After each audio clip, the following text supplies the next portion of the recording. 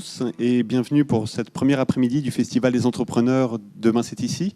Nous sommes heureux de recevoir certains d'entre vous chez nous à la CCI et puis ceux qui nous suivent en ligne.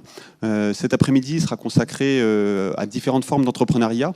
On verra l'entrepreneuriat au féminin, on verra le fait de pouvoir être, comment se protéger avec notre partenaire AXA qui viendra nous expliquer les enjeux de l'assurance pour son entreprise notamment et puis en tant que chef d'entreprise. Et ensuite on aura un atelier consacré aux tiers-lieux avec le MOO, le WIP, le Dôme qui viendra nous expliquer leur spécificité de ces trois lieux avant notre soirée after work. Mais tout de suite on commence avec un premier atelier qui est consacré au statut du salarié, enfin de l'entrepreneur salarié, avec Créacop 14 et Christian Richard, qui va nous expliquer un petit peu en quoi relève ce statut spécifique et comment démarrer dans un contexte sécurisant quand on se lance et qu'on fait le choix de monter son entreprise. Merci Mathieu. Oui, donc cet après-midi, je vais vous présenter le statut d'entrepreneur salarié. Que je ne vois pas à l'écran, mais il est là.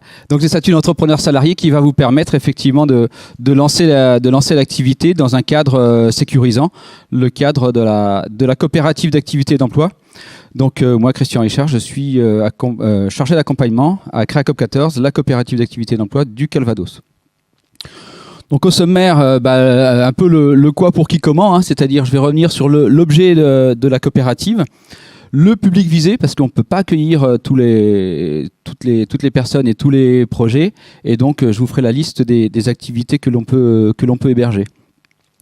Et puis après, je vous présente le fonctionnement de Créacop 14 et je vous trace un parcours type avec deux statuts que l'on peut traverser quand on est dans la coopérative, le statut CAP et le statut d'entrepreneur salarié. Une fois que je vous ai fait un parcours type, je vous présenterai les différentes sorties que l'on peut constater lorsqu'on passe par la coopérative. Et puis, je vous fais un petit tableau comparatif pour comparer avec le statut de la micro-entreprise, l'auto-entreprise qu'on a vu ce matin sur un atelier. Parce qu'effectivement, on peut dire qu'on a une alternative au statut de la micro. On l'a vu ce matin, le statut de l'auto-entrepreneur permet aussi de tester et de lancer une activité. Donc, le statut d'entrepreneur salarié le permet aussi. Voilà. Et puis, je finirai par vous présenter rapidement les coopératives d'activité d'emploi en Normandie, parce que nous ne sommes pas les seuls. N'hésitez pas, l'objectif c'est que vous compreniez bien quel est ce statut et comment fonctionne une coopérative. Donc on a prévu que ça puisse être interactif, donc n'hésitez pas si vous avez des questions. L'objet d'une coopérative dans le texte, dans la loi, alors on est issu de la loi ESS de juillet 2014. C'est l'appui à la création et développement d'activités économiques par des entrepreneurs, personnes physiques. Donc on va s'adresser à des personnes qui veulent, on va dire, travailleurs indépendants, entrepreneurs indépendants qui veulent lancer leur activité. En fait, c'est permettre à toute personne qui souhaite créer son emploi ou son entreprise de lancer son projet en grandeur réelle, d'où la notion de test dont je vous parlais tout à l'heure, c'est-à-dire on va lancer son activité avec notre structure. Et pour le coup, ça va permettre de la lancer, la développer et en tout cas de la tester. Notre accompagnement, l'accompagnement de la coopérative, il se fait par le biais de 4 axes. Alors, le premier axe, c'est l'hébergement juridique et comptable, avec évidemment le statut phare qui est le statut d'entrepreneur salarié. Évidemment, je reprendrai ces 4 axes. Le deuxième axe, c'est l'accompagnement individuel, donc du coaching. On va voir et rencontrer l'entrepreneur régulièrement pour faire le point sur le développement de son activité. De la formation pour caricaturer au métier d'entrepreneur, si on peut parler de métier d'entrepreneur. Et puis le dernier axe, c'est le réseau des entrepreneurs entre eux, qui pour le coup, on est dans une coopérative, donc ils vont échanger, vont mutualiser, et créer un collectif. Donc je vais reprendre ces 4 axes.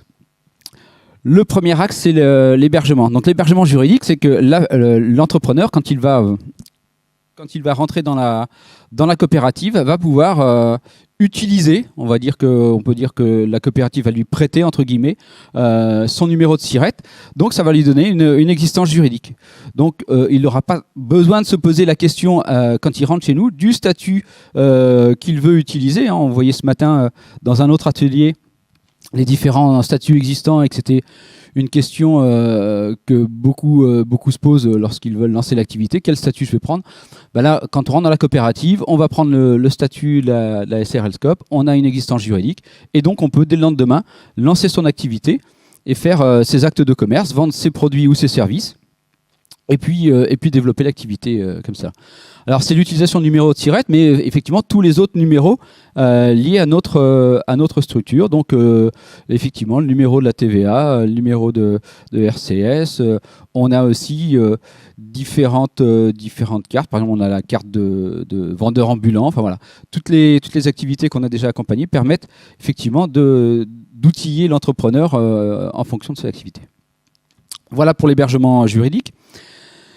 L'hébergement comptable, qu'est-ce qu'on entend par là ? L'hébergement comptable, c'est que l'entrepreneur, dès qu'il est rentré chez nous, on va lui créer un compte analytique. Donc chaque entrepreneur va avoir son activité et son compte de résultat dans la coopérative. Pour bien scinder les choses, on va mettre à disposition de l'entrepreneur, on va lui mettre à disposition un logiciel de gestion et il va pouvoir faire ses devis, ses factures et le suivi de ses encaissements. Ça, c'est l'entrepreneur qui va le faire. Et derrière, il va donner tous les éléments comptables à la comptable de la coopérative qui va faire la comptabilité de chacun des entrepreneurs. Donc, elle va faire les enregistrements comptables, les déclarations sociales et fiscales, jusqu'au bulletin de salaire, parce qu'on va voir après qu'effectivement, le statut d'entrepreneur salarié permet d'être salarié de la structure. Et va lui créer et mettre à jour son tableau de bord. Donc, tous les mois, l'entrepreneur a son compte de résultat et son tableau de trésorerie mis à jour. Donc il peut suivre évidemment son activité au plus près. C'est à peu près clair là ? Eh bien je continue. Le deuxième axe, c'est l'accompagnement individuel. Donc l'accompagnement individuel, je vous disais, c'est du coaching. Donc on va voir l'entrepreneur en fonction des besoins, mais c'est vrai qu'au début, on a tendance à se voir plus régulièrement, à peu près une fois par mois. Et derrière, on va le rencontrer une fois par trimestre, une fois tous les 2 mois. Évidemment, au début de son entrée dans la coopérative, on aura fait le point sur son projet, on aura défini des objectifs ensemble et un plan d'action. Et derrière, on va suivre ce plan d'action, voir s'il arrive à prendre forme. Et puis, voilà, on va le suivre régulièrement dans son développement ou éventuellement dans ses difficultés. Évidemment, ça relève plus effectivement du coaching. On suit évidemment la partie financière, mais aussi la stratégie commerciale, la stratégie de l'entreprise, et puis les éventuelles difficultés. Voilà, donc là, l'accompagnement individuel, c'est du coaching. Le troisième axe, ça va être la formation. Donc, pareil, dès son entrée dans la coopérative, l'entrepreneur va pouvoir assister à des ateliers de base. Donc, une douzaine d'ateliers sur différents thèmes de la création d'entreprise. Hein. Ça va être effectivement la stratégie, la démarche commerciale, la communication, la comptabilité, la gestion, la sécurité. Voilà, on va aussi l'aider à faire son document unique, faire sa RGPD, etc. Voilà, tous les thèmes un peu nécessaires au lancement d'une activité. Donc ça, c'est le premier axe de formation. Et après, on va pouvoir accéder à des ateliers qu'on va appeler complémentaires, là qui vont être plus mis en place en fonction des besoins des entrepreneurs, des besoins qui vont nous faire remonter, soit pendant nos réunions, nos ateliers, ou pendant les entretiens individuels.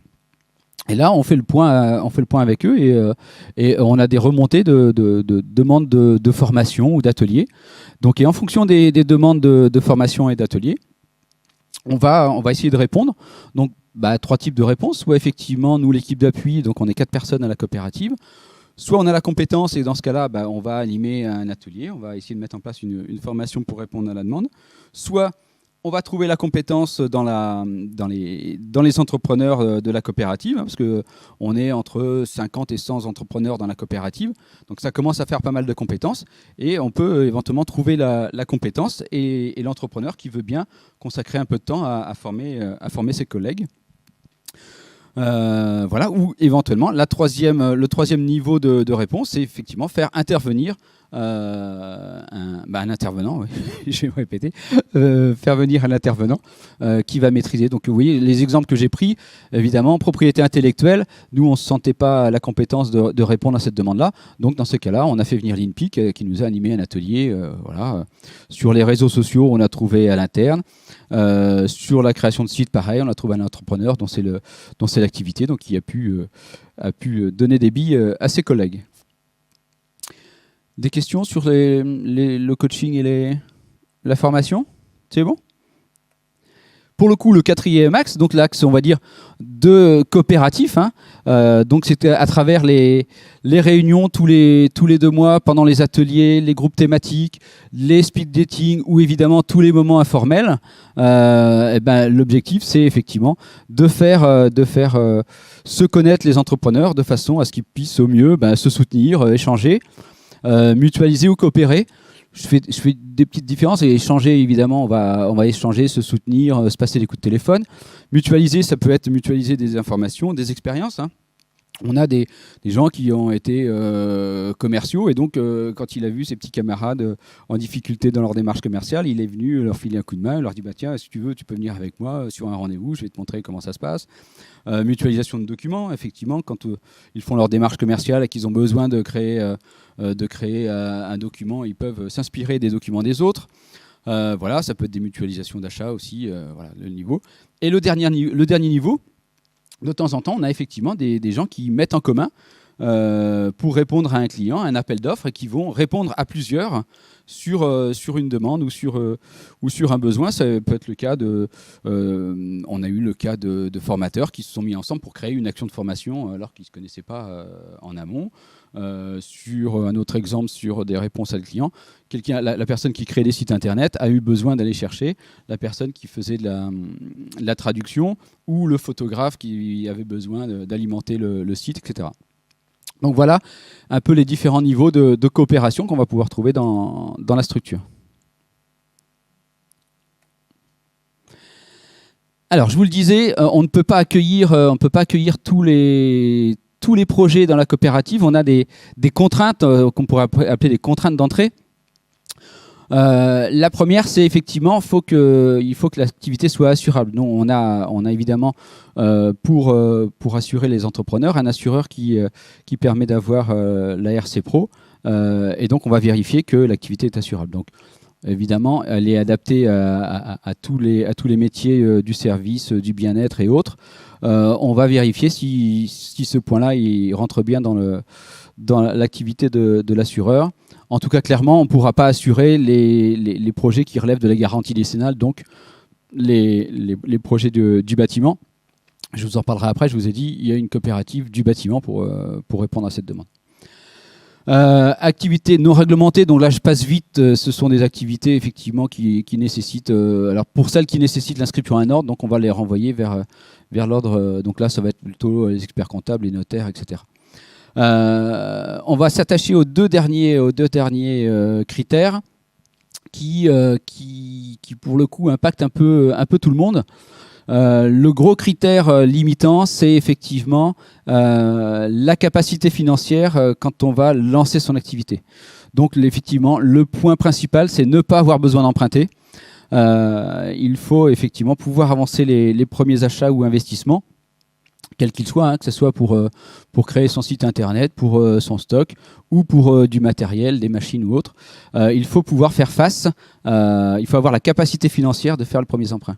Comme l'entrepreneur ne va pas créer sa propre structure, il ne pourra pas avoir accès au prêt à la création d'entreprise. Donc évidemment, on va se retrouver avec des projets qui ne nécessitent pas de gros investissements. Le dernier point, c'est pas de bail commercial classique.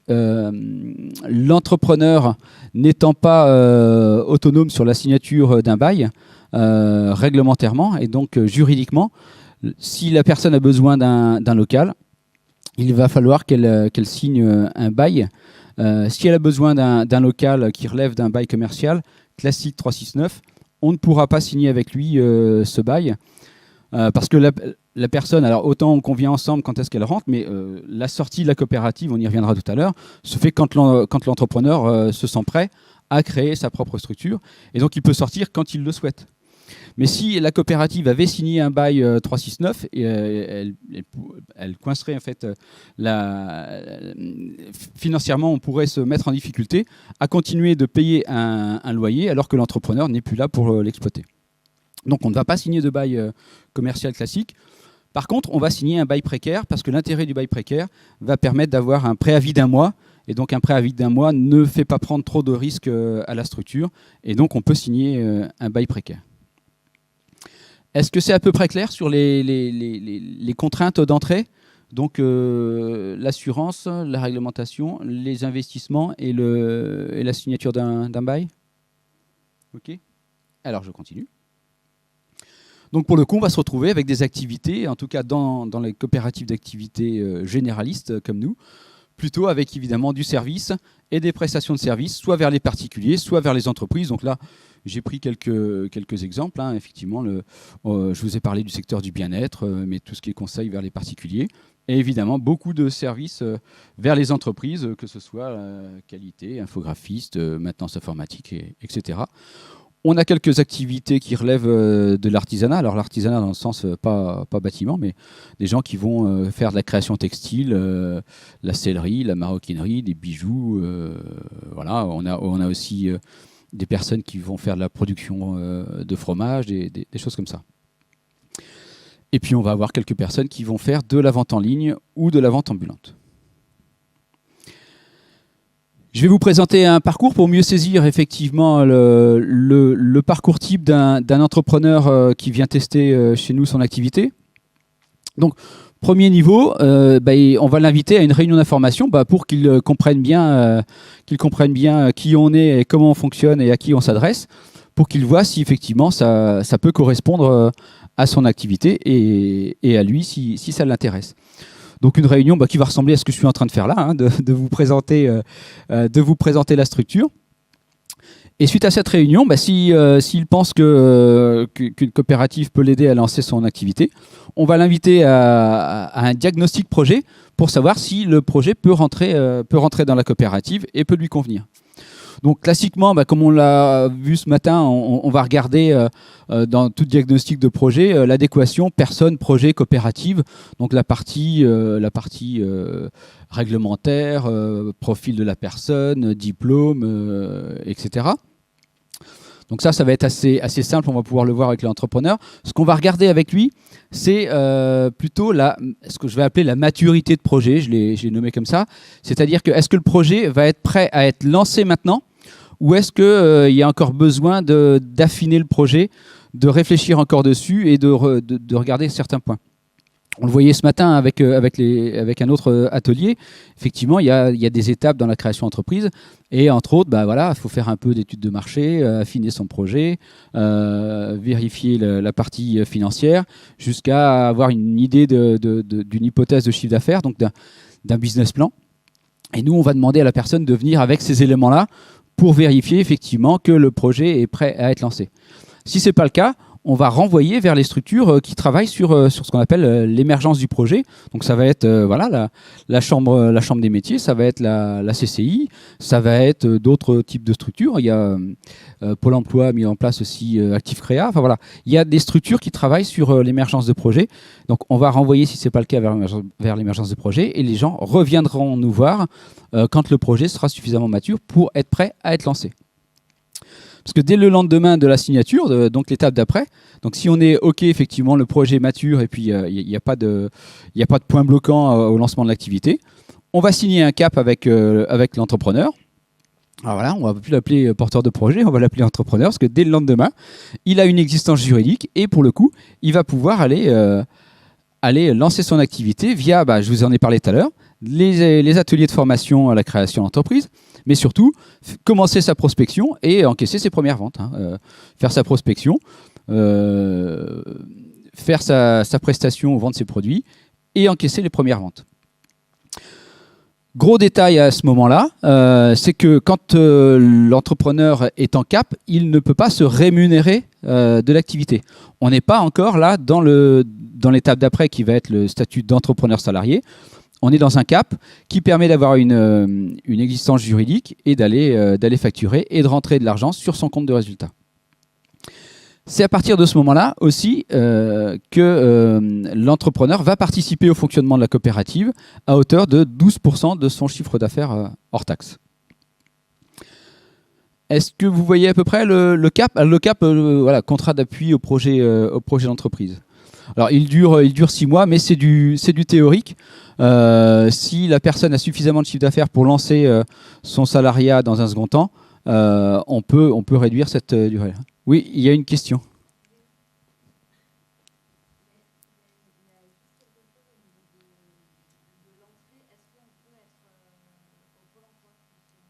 Oui, complètement.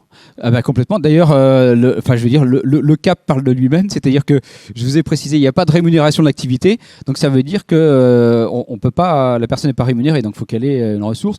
Alors c'est vrai que pour le coup, dans la coopérative, ce sont 80-90% de gens qui sont demandeurs d'emploi. Je continue pour le coup, pour passer sur ce fameux contrat de travail. Donc je vous ai dit, sur le cap, on engrange du chiffre d'affaires et dès qu'on a suffisamment encaissé de chiffre d'affaires, on va pouvoir demander et décider de se salarier et de devenir entrepreneur salarié et profiter de tous les avantages du statut de salarié. Donc dès qu'on va être, on continue d'encaisser ces chiffres d'affaires et dès qu'on va être en capacité de se salarier, alors la première marche, elle est à 20 heures par mois, donc on va dire 20 heures au SMIC, qui va être la première marche.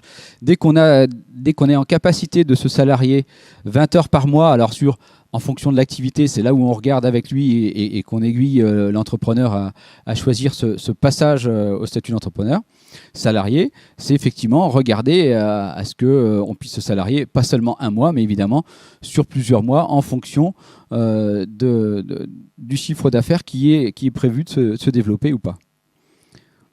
Donc on va signer un contrat de travail, le contrat de travail d'entrepreneur salarié, et puis on va accompagner ce développement de l'activité.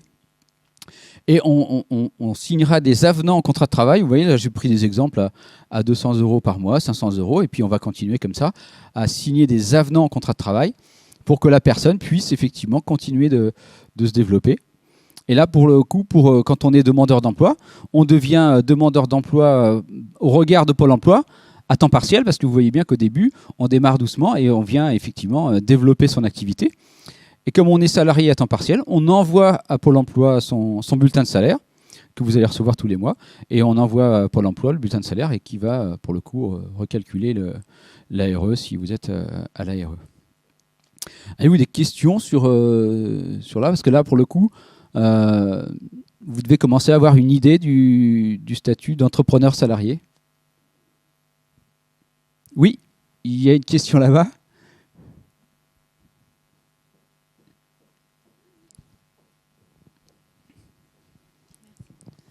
Je voulais savoir comment cela se passe-t-il si on ne génère pas de chiffre d'affaires. Vous disiez que quand on signe le CAP, donc oui, on verse 12% hors taxe du chiffre d'affaires. Oui. Admettons, je ne sais pas moi, il y a les 3 premiers mois, le temps de vraiment faire de la prospection, on n'a pas de chiffre d'affaires. C'est une mauvaise nouvelle pour vous parce que ça ne se développe pas. La bonne nouvelle, c'est que vous ne payez pas Créacop 14.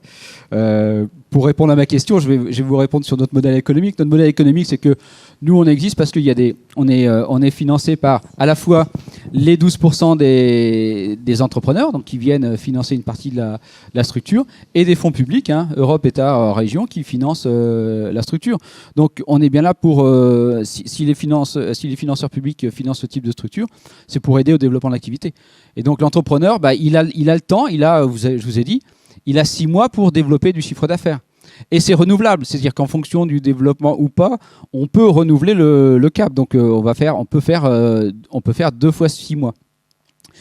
Mais ça met pas, si vous voulez, ça ne met pas en danger CREACOP 14. On est là justement pour vous accompagner à essayer de développer l'activité. Donc pas de souci. Et c'est là où, alors je ne sais pas si je le mettais dans le titre, mais c'est à la fois sécurisant d'être dans ce type de statut, mais on peut développer à son rythme, sachant que c'est pas nous qui décidons du rythme de ne pas développer sur les 3 premiers mois. Mais évidemment, vous avez 6 mois pour développer. Si au bout de 6 mois, on voit que ça commence à venir, mais qu'il n'y a pas encore de chiffre d'affaires, bah, on peut re-signer un cap. Mais là, effectivement, on en discute avec l'entrepreneur. Est-ce que c'est pertinent de re-signer un cap, ou est-ce qu'il a suffisamment d'éléments pour dire bon, mon projet semble pas viable et pour le coup, je m'arrête là.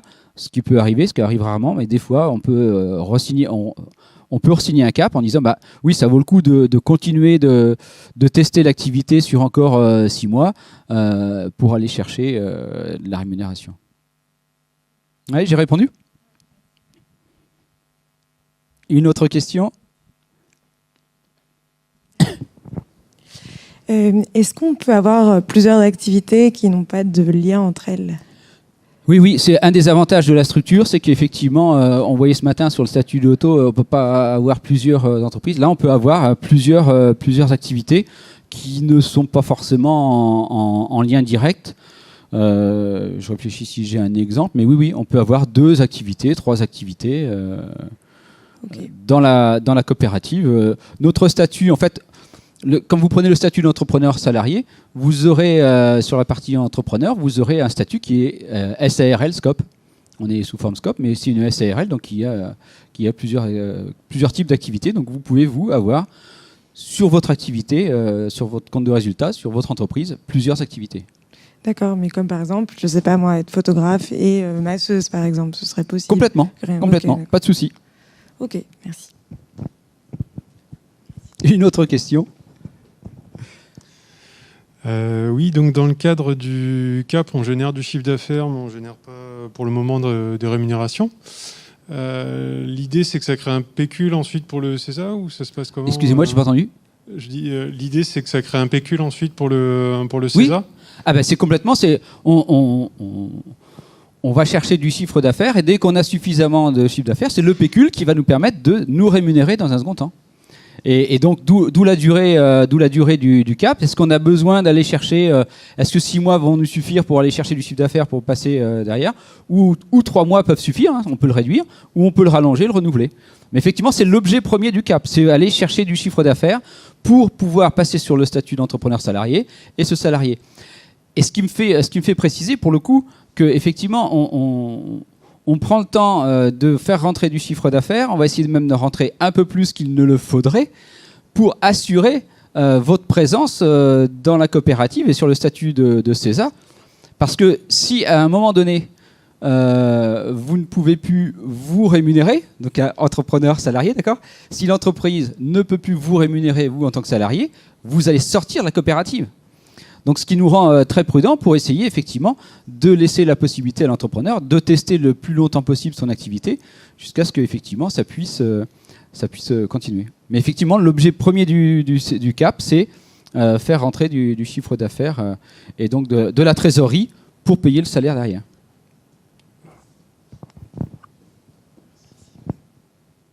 Ok, je continue pour le coup. Notre accompagnement, il dure 3 ans. Et au bout de 3 ans, alors 3 ans, j'allais dire maximum, hein, je vous ai dit tout à l'heure que l'entrepreneur pouvait sortir quand il le souhaitait de la coopérative, quand il est venu tester ce qu'il était venu tester. Hein, c'est-à-dire que là, après, chacun vient tester soit effectivement la viabilité du projet, soit ses compétences, vérifier qu'effectivement il a les compétences de gestion, soit chacun vient tester un peu ce qu'il a besoin de venir tester. Au bout de 3 ans, nous en tout cas on constate 3 types de sorties. L'activité est pérenne. Alors pour aller vite, on est à peu près sur un petit 50% d'activité pérenne, un 30% de retour vers l'emploi et puis un petit 20% d'activité non pérenne. Les activités pérennes, évidemment, c'est le cas où la personne a développé son activité, c'est pérenne, elle a réussi à se salarier sur 1, 2 ou 3 ans. Et pour le coup, la loi l'oblige à choisir effectivement le statut qu'elle va prendre pour créer sa propre structure.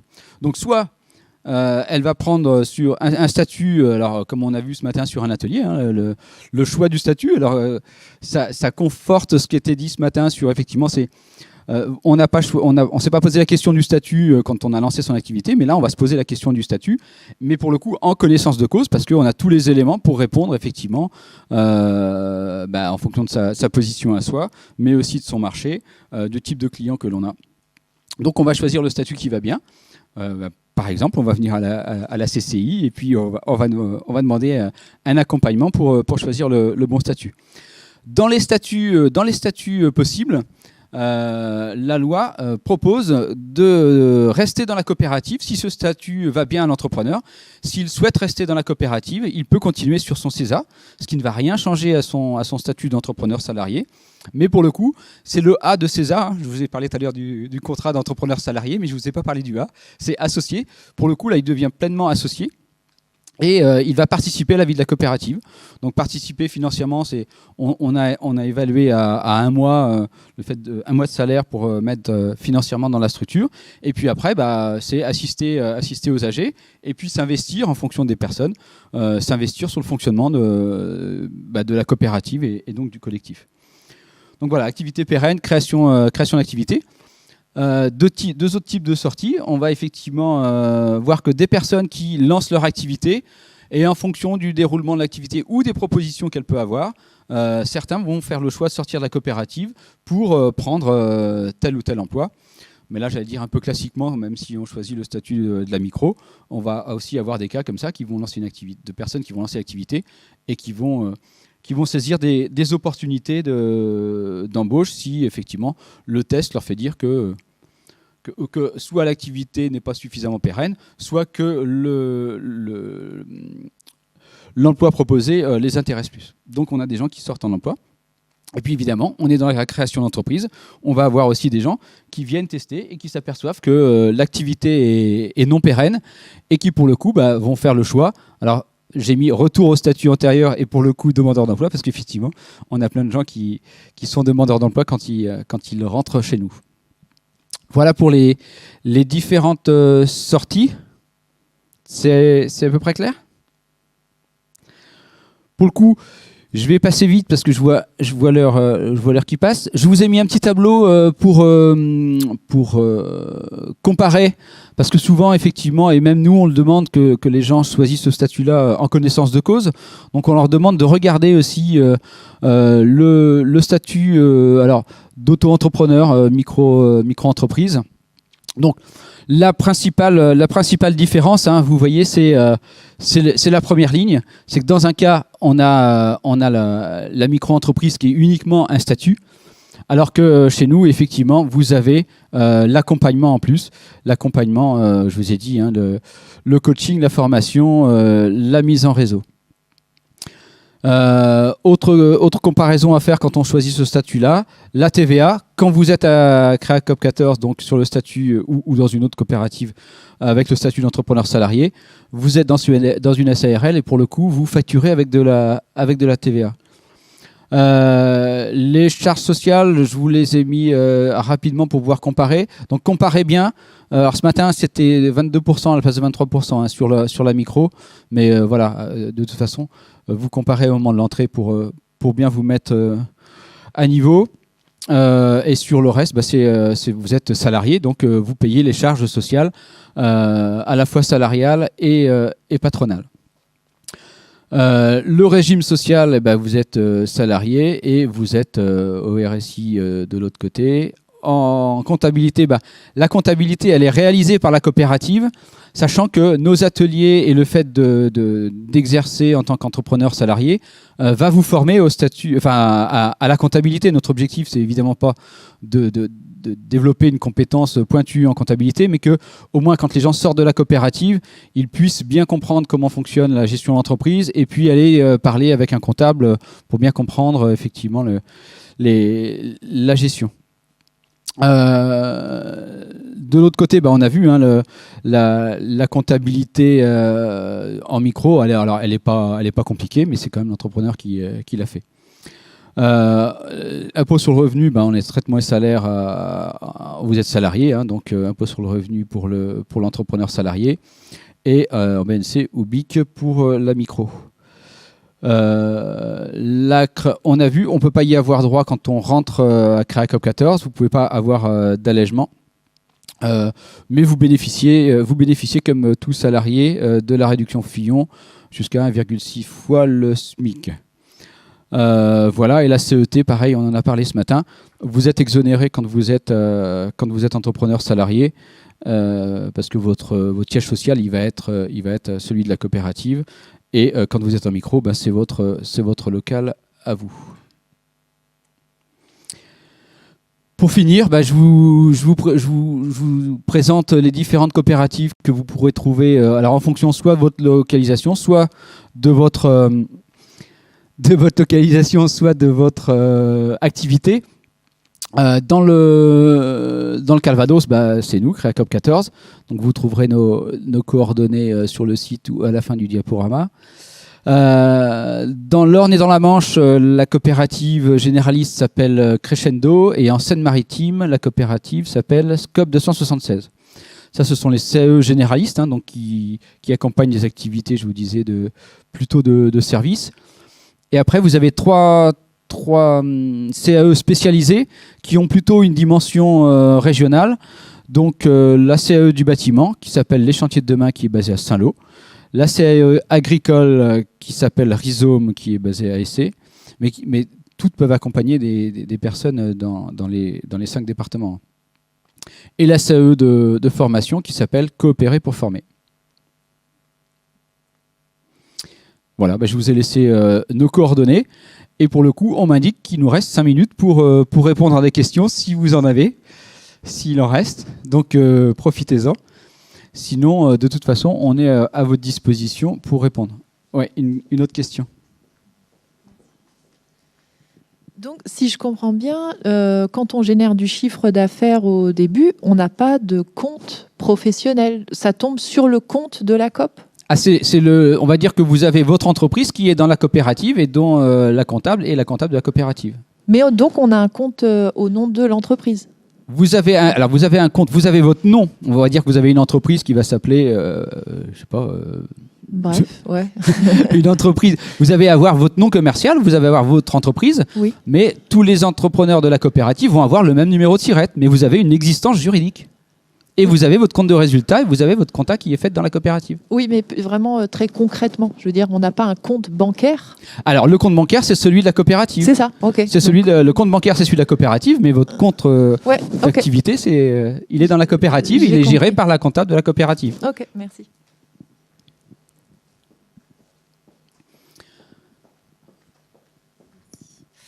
Vous nous avez pas dit par rapport au lieu, c'est-à-dire que est-ce qu'on est hébergé c'est-à-dire est-ce qu'on peut venir travailler dans un lieu? Est-ce qu'il y a de la place pour 100 personnes dans le lieu? Vous avez dit que vous étiez entre chacun. 50 et 100. Je vous ai dit.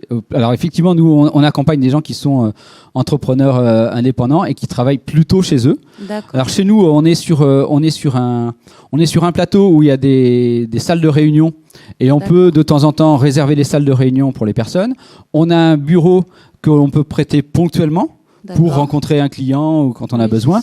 Mais effectivement, votre lieu de travail, il est plutôt chez vous ou dans un local, d'où le bail commercial dont je vous ai parlé tout à l'heure. Donc les personnes travaillent soit chez eux, on est sur des activités de service essentiellement, donc soit de chez eux, soit chez les clients. Soit pour celles qui en ont besoin, louent un local, un bureau ou un atelier. Ou certaines ont leur atelier à eux. Ou ça peut être dans un tiers-lieu ou dans un lieu de Exactement. coworking. Exactement. Là, il n'y a pas de... Ok, d'accord. Complètement. On a un lieu de coworking aussi, mais qui est pour le coup payant, comme n'importe quel... Voilà. On n'a pas notre propre coworking. Est-ce que également vous acceptez dans la coopérative les auto-entrepreneurs qui, par exemple, décident de changer de statut, qui souhaitent finalement rentrer dans une coopérative parce qu'ils souhaitent redevenir salariés ou...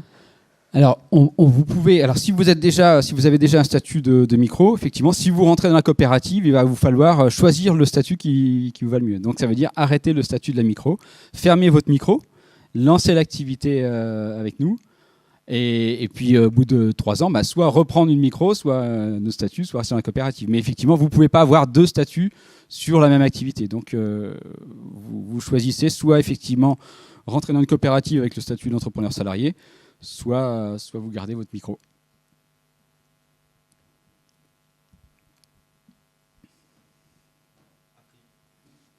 A priori, on n'a pas de questions en ligne pour le moment. Sachez qu'il est encore possible, si vous le souhaitez, de vous saisir du chat en double-cliquant sur la vidéo pour aller chercher si vous voulez poser des questions en ligne. On arrive de l'autre côté au bout de cet atelier. On vous remercie en tout cas. Ah, et encore une petite question. Bon, alors je vous la repasse rapidement. Comment ? Est-ce que vous êtes affilié Calliope et Datadoc? Alors non, pour le coup, je vous renvoie sur la CAE de formation juste avant, qui s'appelle Coopérer pour former. La CAE formation Coopérer pour former, qui elle effectivement est datadockée et Calliope, qui permet à tous les formateurs de bénéficier de ce statut-là.